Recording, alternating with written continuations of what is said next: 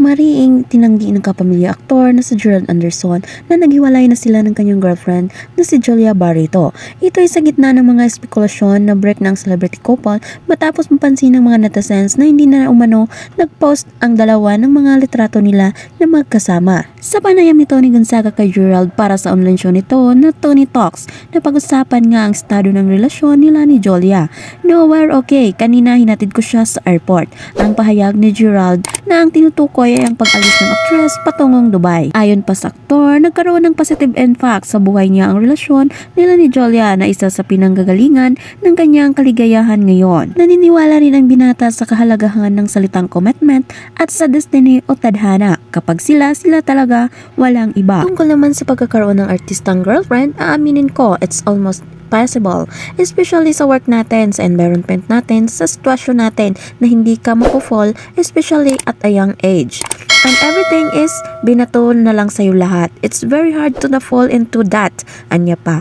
Pagpatuloy pa niya in terms of the past relationship ko, never akong nagkaroon ng regret because happy ako nung time na yun eh. Alam ko naman yung nangyari. Hindi ko sinabing maganda. At the end of the day, naging failure ako because nag-fail yung relationship ko. It was more on my part and more on. Sana na-handle ko ng maayos. Samantala, Gerald Anderson hinanapan na ng apo kay Julia Barreto. Gustong-gusto ng dad ko. Kailangan ko na ng anak kasi gusto ng dad ko. Ito ang inamin ni Gerald Anderson ngayon na sa edad 36 na siya at nasa yugto na ng buhay na nais na niyang bumuo ng sarili niyang pamilya. Lalo na't botong-boto ang kanyang pamilya kay Julia Barreto. Say pa ng aktor sa interview niya with Tony Talks. Tsaka gustong-gusto ng dad ko si Julia na parang anak na niya. Kaya naman nang tanungin siya ni Tony kung ano na ang natutunan niya tungkol sa kababaihan.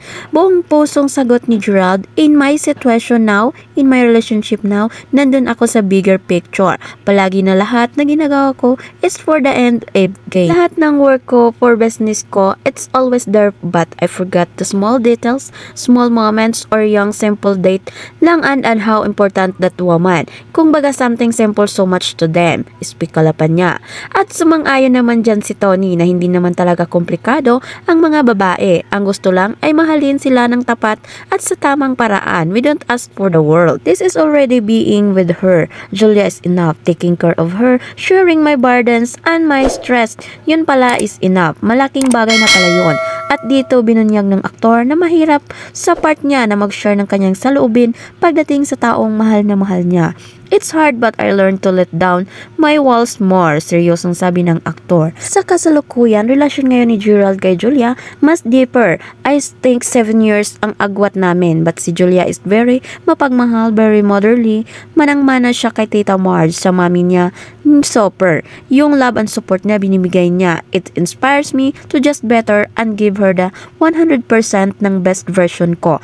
Pero hindi naman itinanggi ng aktor na maraming temptation sa trabaho niya, lalo na sa mga nakasama niya na maayos naman pero hindi naman siya nahulog sa mga ganong sitwasyon.